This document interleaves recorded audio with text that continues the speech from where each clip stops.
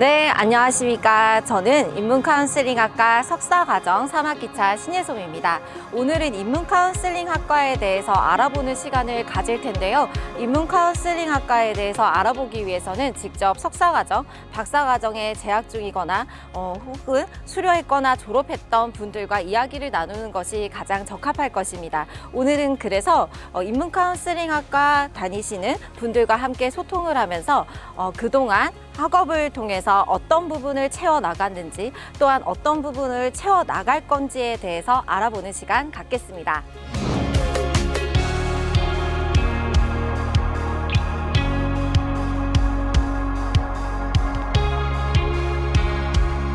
네, 반갑습니다. 안녕하세요. 네, 오늘 이렇게 인문카운슬링학과 학과 소개를 하는 이 현장에 함께 해주셔서 너무 감사합니다. 감사합니다. 네, 그러면 우리 은주 선생님부터 자기소개 부탁드려도 될까요? 안녕하세요. 저는 인문카운슬링학과 1학기차 공부하고 있는 최은주입니다. 저는 올해 2026년도 대학을 졸업하고 곧바로 대학원에 진학을 한 우리 과에서 나이가 많은 만 60세 신입생입니다. 저는 상담 심리를 전공을 했고요. 제 직업은 전업주부입니다. 네, 너무 소개를 잘 해주셨는데요. 그 다음에는 서영 선생님. 네, 안녕하세요. 저는 인문카운슬링학과 석사과정 1학기차 공부 중인 윤서영이라고 합니다. 저는 현재 전업학생으로 공부하고 있고 저희 학과에서는 조금 어린 만 25세입니다. 네, 그렇군요. 지금 저희 인문카운슬링학과에서 60대, 20대 열정 가득한 선생님을 함께 이제 만나고 있는데요. 그렇다면은 인문카운슬링학과 진학 계기를 여쭤봐도 될까요? 자, 서영 선생님부터. 네, 저는 어릴 때부터 내가 하는 행동 그리고 내가 하는 말에 대해서 계속 생각을 하면서 내가 왜 이런 생각을 하지? 왜 이런 행동을 하지? 그리고 그 원인은 무엇이지? 이런 생각을 되게 많이 했던 것 같아요. 그래서 그게 결국은 타인에게까지 조금 이어져서 타인을 이해하고 타인을 관찰하고 그리고 타인과 대화하는 데에 관심이 많이 갔었는데 사실 살아가기 바쁘잖아요. 뭔가 해야 맞아. 하는 것도 많고 뭔가 뭘 계속 해야 하는 이런 네. 사회에서 결국은 좀 자기 자신을 이해하고 돌아보고 그런 시간들이 필요하지 않을까라는 그 중요성을 조금 인식을 하게 되었고 제가 조금 그런 거를 알리고 영향력을 줄 수 있는 사람이 되려면 네. 공부를 우선적으로 하는 게 필요할 거라고 생각이 들어서 입학을 하게 되었습니다. 와, 영향력을 주고 이렇게 알린다는 이 표현이 너무 의미 있네요. 네, 아주 좋습니다. 그 다음에 은주 선생님은 어떻게 이제 진학하게 되셨나요? 네, 저는 서연 선생님하고 달리 저는 학벌에 대한 컴플렉스가 굉장히 좀 컸어요. 그래서 제 인생에 이렇게 큰 상처가 오랫동안 될 줄은 몰랐어요. 84년도 여상을 졸업하고 그 당시에는 경제적인 어려움도 좀 있었고 또 공부에 대한 미련이 없을 거라고 생각을 했거든요. 그래서 첫 사회생활을 시작할 때까지만 해도 그 상처를 크게 생각은 하지 않았는데 나이 60이 될 때까지 그게 너무 오래 가는 거예요. 네, 그래서 경제 활동을 하면 할수록 이력서를 쓸 일이 많은데 그게 너무 적을 게 없다는 게 이렇게 상처가 될 줄은 몰랐어요.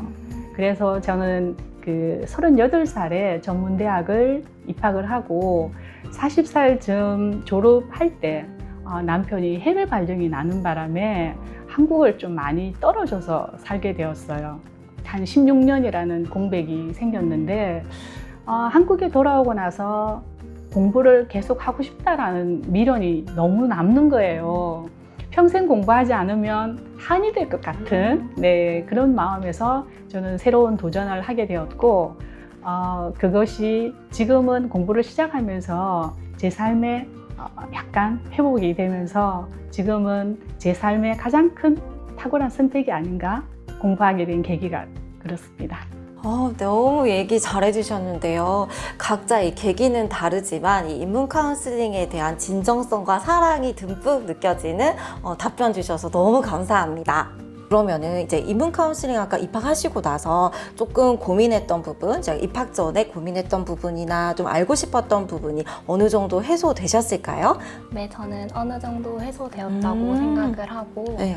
사실 저는 저희 학과 들어와서 제일 많이 느꼈던 점이 저희 학과 같이 수업 듣고 하시는 학생 선생님분들께서 좀 되게 각자를 각자로 봐주시고 다름을 이해해 주시고 존중해 주시는 느낌을 되게 저는 많이 받았던 것 같아요. 네. 그래서 그런 부분들이 너무 좋았고 조금 기억나는 수업은 저도 아직 1학기차라 많이 듣지는 못했지만 책을 읽고 같이 이야기하는 수업을 들었는데 네.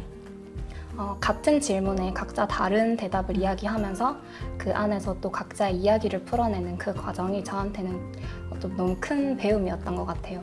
그런 시간들을 보내면서 저도 조금 제 자신을 많이 이해할 수 있었던 것 같고 그리고 선생님들 이야기 들으면서 되게 좀 치유가 됐다고 해야 할까요?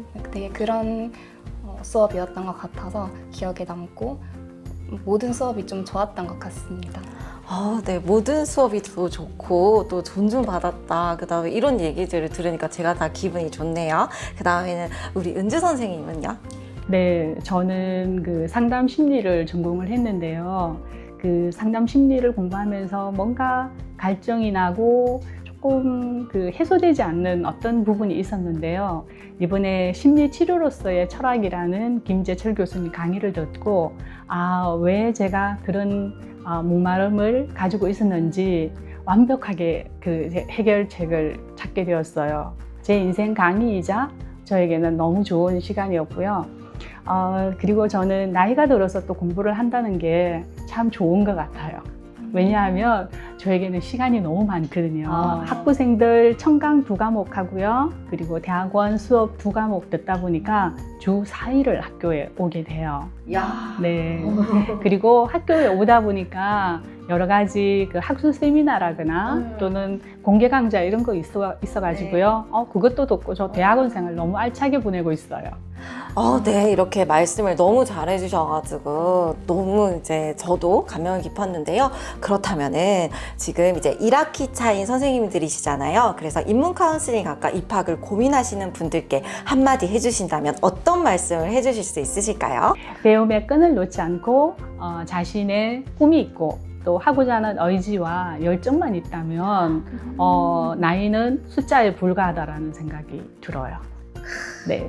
그리고 인문 카운슬링 학과에서 그 여러 가지 센터 활동을 같이 협업하고 있기 때문에 배운 것들을 현장에서 다양하게 활용할 수 있고 실습할 수 있다는 것도 굉장히 좋고요. 지금 현재 저는 대학원 생활이 대만족이고요. 그리고 이보다 더 좋을 수는 없습니다. 그래서 꿈이 있다면 도전해볼 가치가 충분하다고 생각합니다.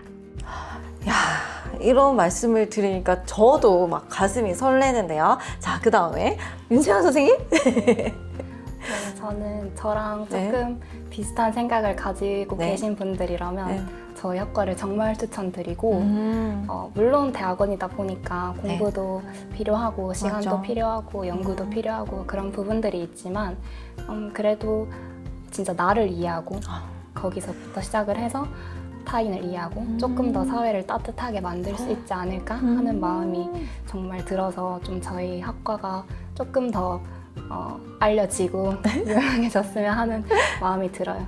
그리고 사실 저도 시작을 잘 못하고 도전을 잘 못하는 사람인데 그냥 해야겠다, 하고 싶다라는 생각 하나로 조금 겁없이 왔던 것 같아요.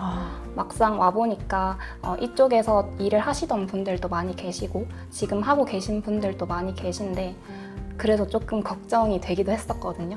근데 오히려 저는 그런 분들을 보면서 더 많이 배울 수 있었던 것 같아서 앞으로도 더 많이 배우고 싶고 더 많이 참여하고 싶고 선생님 말씀하셨던 것처럼 인문 카운셀링 센터가 또 있으니까 거기서 프로그램도 참여하면서 많이 배우고 싶기 때문에 저랑 함께 그 배움을 같이 했으면 좋겠습니다. 이렇게 우리 이번에 석사 1학기차 선생님들을 만나봤습니다.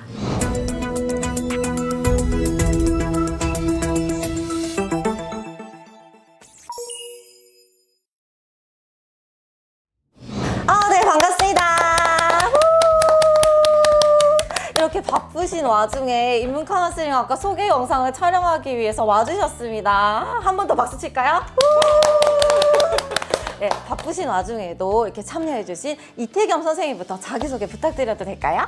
네, 안녕하세요. 저는 인문카운슬링학과 박사과정 수료생 이태겸이라고 합니다. 저는 현직 경찰관으로 근무를 하고 있고요. 인문카운슬링학과에서 박사과정을 재밌게 공부를 했습니다. 와, 진짜 이제 경찰 근무하시면서 박사까지 이제 공부를 하시는데 너무 존경스럽습니다, 선배님. 오!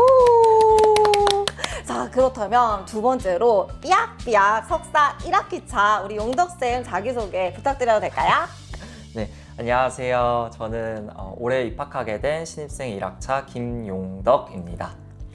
저는 학부에서는 신문방송학과를 전공을 했었는데 제 전공을 살리지 않고 좀 임상 현장에서 사회복지사로 근무를 하고 있는 중입니다. 네, 이렇게 멋진 두 분과 함께하고 있는데요. 인문카운슬링학과 입학 계기를 여쭤봐도 될까요?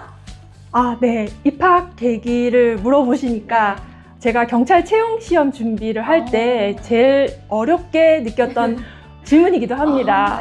심야 공부를 하면서 제가 위기 청소년 관련해서 업무를 경찰관으로서 오래 했습니다. 위기 청소년을 만나면서 그 아이들에게 어떤 도움을 주면 좋을까? 그런데 현장에서 일을 하면서 법과 제도적인 문제로만은 해결이 되지가 않음을 느꼈습니다. 그 과정에 비블리오 드라마라는 문학을 통해서 학생들과 소통을 하고 그리고 그 과정에서 치유가 일어나는 경험을 하게 되었습니다. 그래서 이 인문학이 주는 힘이라는 것을 알게 되었고 인간에 대해서 좀 더 깊이 있는 연구 그리고 우리 위기 청소년들에게 어떤 도움을 주면 좋을지 그런 고민이 있어서 인문카운슬링 학과를 알게 되었고 진학을 하게 되었습니다. 네, 너무 진정성 있는 계기를 얘기해 주셔서 저도 좀 뭉클했는데요. 이렇게 경찰로서 이제 근무를 하시면서 마주했던 이 현장에서 이 인문 카운슬링이 필요하다고 생각하셔서 이렇게 진학을 하게 되신 것 같습니다. 자, 그렇다면은 네, 사회복지사로 근무하시는 용덕 선생님 한번 계기를 들어볼까요? 저는 학부 전공을 좀 살리지 않고 임상 현장에서 근무를 하면서 좀 저의 어떤 관심사나 아니면 현재 하고 있는 일에 대한 좀 배움에 대한 깊이에 대한 갈망이 좀 있었습니다. 이제 그렇다고 완전히 이제 딥하게 어떤 한 분야를 파기보다는 저는 좀 다채로운 학문에 대한 관심이 많이 있었고 또 개인적으로 이제 어려서부터 철학에 대해서 관심이 있으면서도 크게 공부를 했던 적은 사실 없었어요. 그래서 철학도 공부하고 싶은데 문학도 공부를 하고 싶고 좀 다양하게 공부를 할 수 있는 과가 어디가 있을까라고 이제 고민을 하던 와중에 이제 인문 카운슬링 학과를 알게 됐고 실제로 입학 후에 제가 지금 공부를 하면서 내가 하고 싶었던 어떤 분야의 정보들을 너무 많이 획득하는 거에 대해서 굉장히 큰 만족감들을 많이 얻어가고 있습니다. 이렇게 인문 카운슬링 학과 계기를 너무 잘 말씀해 주셨는데요. 그러면은 이 인문 카운슬링 학과에 진학해서 공부하시면서 조금 그 전에 고민이었던 게 해소가 되었는지 혹은 새롭게 알게 된 게 있는지 한번 이야기 들어볼까요? 학과에 입학하고 고민이 해소되었는지 물어보셨는데 저는 고민이 깊어졌습니다.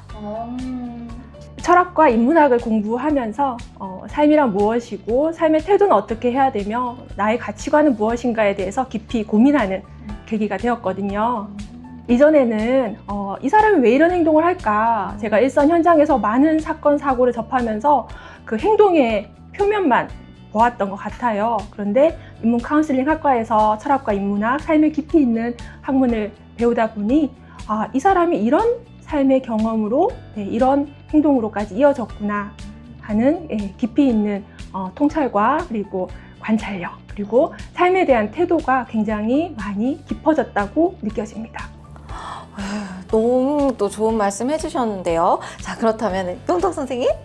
네, 저는 아직까지 선배님만큼 깊이 있는 통찰력과 관찰력은 좀 배워가는 단계이긴 하지만 좀 가장 크게 변화되고 또 만족스러웠던 부분은 과제로서 이제 매주 에세이와 같은 프로토콜을 작성을 했는데 그때마다 제가 삶 속에서 굉장히 무의식적으로 좀 외면하거나 혹은 신경 쓰지 않았던 것들을 이제 조금씩 끄집어내면서 그걸 되게 직면하는 작업들을 많이 가졌었거든요. 그러면서 제 삶을 스스로 반추하게 되고 또 타인의 삶을 더 이해하고 결국에는 어떤 세계관이 점점 더 확장되어 가는 그런 심리 철학의 어떤 좀 근본에 대해서 조금이나마 다가간 느낌? 그래서 이러한 느낌들이 제가 좀 인문 카운슬링 학과에 와서 아, 내가 공부를 하고 있구나. 선택을 잘했구나. 이런 생각을 좀 더 하게 만들어주는 부분 같았습니다. 그렇다면 이제 인문 카운슬링 학과 진학을 꿈꾸시는 분들에게 한마디? 인문 카운슬링 학과는 정답을 알려주는 곳이라기보다는 사람을 이해하고 그리고 삶의 태도를 더 깊이 있게 배우고 익힐 수 있는 공간이라고 생각을 합니다. 일례로 인문 카운슬링 센터가 운영이 되고 있습니다. 제가 인문 카운슬링 센터에서 선임 연구원으로서 위기 청소년들 대상으로 해서 특별교육 프로그램을 운영을 하고 있는데요. 요즘 청소년들은 자신의 꿈이 없다 이런 얘기를 하는 거 들어보셨나요? 네. 아마 삶의 위기에서 자신의 삶의 방향성을 잃고 그 과정에서 비행으로 나아가는 거라고 생각을 합니다. 이런 점에서 인문 카운슬링 학과에서 삶에 대해서 어떤 마음으로 바라보고 자신의 가치관은 무엇이며 이 삶을 어떤 태도로 대해야 되는지에 대해서 알림을 줄 수 있다고 생각을 합니다. 그리고 그 실천 활동을 하는 곳이 바로 인문 카운슬링 센터입니다. 인문 카운슬링 학과에서 공부했던 영역을 센터에서 실천으로 그리고 자신의 역량을 발휘할 수 있는 기회가 충분히 보장되기 때문에 굉장히 인문 카운슬링 학과에서 공부하시는 것을 적극 추천을 합니다. 와, 이렇게 박사 공부까지 하신 선생님이 이렇게 역량을 충분히 펼칠 수 있다고 하시니까는 저도 더욱더 궁금해지는데요. 그렇다면 1학기 차를 하실 우리 용덕쌤의 한마디? 저는 신입생으로서 앞으로의 입학을 고민하시는 분들께 드리고 싶은 말씀이 있습니다. 학부 전공이 철학이거나 문학 쪽이 아니더라도 혹은 인문학에 그냥 취미로서의 관심만 있으신 분들도 충분히 고민하시지 않고 인문 카운슬링 학과로 오셔도 괜찮다라는 말씀을 꼭 드리고 싶은데요. 저도 입학 전에 이제 설명회도 듣고 또 다른 전공에도 문을 두드리면서 굉장히 인문 카운슬링 학과가 정말 나랑 잘 맞을까라는 고민이 있었는데요. 그런 고민이 무색하게 어떠한 취향과 어떠한 색깔을 가지신 분들도 저희 학과에 잘 물들 수 있다는 게 가장 큰 장점이니까요. 꼭 여기로 한번 관심 있으신 분들은 문의사항 남겨주시고 궁금하신 부분 있으면 댓글 남겨주시면 또 감사드리겠습니다. 이렇게 또 상세하게 댓글까지 추천해 주셨습니다. 꼭 여러분 남겨주세요. 네, 김용덕 선생님께서 상세하게 답변해 주신다고 합니다. 자, 그러면은 지금까지 경찰관으로 또 활약을 중이시면서 저희 센터에서는 특별 교육을 하시면서 정말 열심히 활발하게 하고 계시는 저희 선배님 이태견 선생님과 함께 또 이야기를 나눠봤고요. 자, 석사 1학기 차이자 또 사회복지사로 병원에서 활동 중이신 우리 용덕 선생님까지 좋은 이야기 나눠주셨습니다. 자, 이제 학과장 교수님을 만나뵐 차례인데요. 더욱더 기대가 되시죠? 네, 지금까지 인문카운슬링 학과 재학생 여러분들을 만나뵀는데요. 지금은 인문카운슬링 학과에서 가장 큐티하고 핸섬하신 저희 학과장 교수님이신 조원구 교수님 만나뵙겠습니다. 교수님 안녕하세요. 안녕하세요. 네. 자, 교수님, 저희 인문카운슬링 학과에 대해서 한번 소개 부탁드려도 될까요? 네. 저희 인문 카운슬링 학과는 경북대학교에서 창의 융합형 인재를 양성하고 새로운 연구 브랜드 구축을 위해서 신설된 2019년에 신설된 대학원 학과입니다. 2019년 9월부터 첫 신입생을 받기 시작해서 지금 8년 시간 동안 3명의 박사와 10명의 석사를 배출했으며 현재는 20명가량의 재학생들이 석박사 과정에서 열심히 연구활동을 해나가고 있습니다. 저희 학과는 특히 인문 카운슬링 센터라고 하는 실천 기관과 연계되어 있는 것이 가장 큰 특징이어서 학생들이 학과 과정에서 연구한 여러 가지 이론적 과정들을 이제 실천 과정으로 연결시켜서 연계할 수 있는 그런 시스템이 잘 갖춰져 있는 것이 가장 큰 특징이라고 할 수 있습니다. 먼저 인문 카운슬링이라고 하면 조금 낯설게 느껴질 수 있을 것 같습니다. 하지만 핵심은 아주 간단합니다. 결국에는 인간을 이해하는 인문학 그리고 실천 영역인 카운슬링을 합쳐서 인간의 문제를 인간의 관점에서 새롭게 연구하고 그것을 융합적으로 생각해서 실천해가는 그런, 그리고 카운슬링이라고 하는 조금 더 조언이라고 하는 라틴어적 기원을 바탕으로 조금 더 확장된 의미에서 여러 가지 사람들을 도와주는 그러한 것들을 이론화하고 실천해가는 학문이라고 생각을 합니다. 와, 교수님 이렇게 설명을 너무 잘해주셔서 귀에 쏙쏙 들어옵니다. 그렇다면 교수님께서 생각하시는 인문 카운슬링 학과의 매력은 무엇일까요? 네, 결국 가장 중요한 건, 가장 큰 매력인 건 사람이라고 생각을 합니다. 결국 사람이라고 하는 특징 안에서 결국 사람은 생각을 하고 질문을 하는 존재입니다. 그런 질문과 생각을 자유롭게 할 수 있도록 여러 가지 환경들이 마련되어 있다고 생각을 합니다. 특히 인문학적인 분야에서는 문학과 철학, 그리고 상담학, 심리학 같은 분야를 통해 가지고 여러 가지 전문적인 연구 교원들이, 그러한 학생들이 그러한 영역에서 자유롭게 생각하고 탐구하고 질문할 수 있는 것들을 마련해낼 수 있는 그런 환경들을 충분히 갖추고 있는 곳, 그것이 인문 카운슬링 학과의 가장 큰 장점이라고 생각을 합니다. 네, 교수님, 그렇다면은 마지막으로 입학을 고민하시는 분들께 한마디. 네, 결국 삶의 문제에 관심이 많으신 분들, 그리고 다른 사람에게 어떠한 도움을 주고 싶으신 분들, 그런 분들에게 이론적 부분들을 더욱더 서포트 해줄 수 있고 그런 것들을 더욱 심화시켜서 실천적인 영역으로 만들어 갈 수 있는 곳이라고 생각을 합니다. 네, 그런 분들에게 열려있는 문이 있으니 여러분들 많은 지원 부탁드립니다. 네, 여러분 들으셨죠? 교수님 말대로 저희 인문 카운슬링 학과 문이 활짝 열려 있습니다. 그렇죠, 교수님? 네, 잘 열렸습니다. 네, 여러분들의 많은 관심과 사랑을 기다리겠습니다. 기다리고 있겠습니다. 네, 지금까지 인문 카운슬링 학과 학과장님이신 조원구 교수님과 인문 카운슬링 학과에 재학 중이신 분들을 만나봤습니다. 조금 더 인문 카운슬링 학과에 대해서 궁금증이 풀리셨을까요? 많은 이야기를 나누면서 저 또한 인문 카운슬링 학과 석사과정 3학기차 학생으로서 많은 생각을 하게 되었습니다. 저는 인문 카운슬링 학과에 오기 전에는 오로지 저에 대한 성장에만 관심이 있는 사람이었던 것 같습니다. 그러나 인문 카운슬링 학과에 와서 철학도 공부하고 문학도 함께 공부를 하면서 나뿐 아니라 타자와의 관계를 어떻게 맺을 것인지, 또한 어떻게 사유하고 성장할 것인지에 대해서 한 뼘 더 발전할 수 있었던 것 같습니다. 여러분들도 오늘 이 영상이 인문 카운슬링 학을 선택하는데 중요한 계기이자 시작점이길 응원하겠습니다.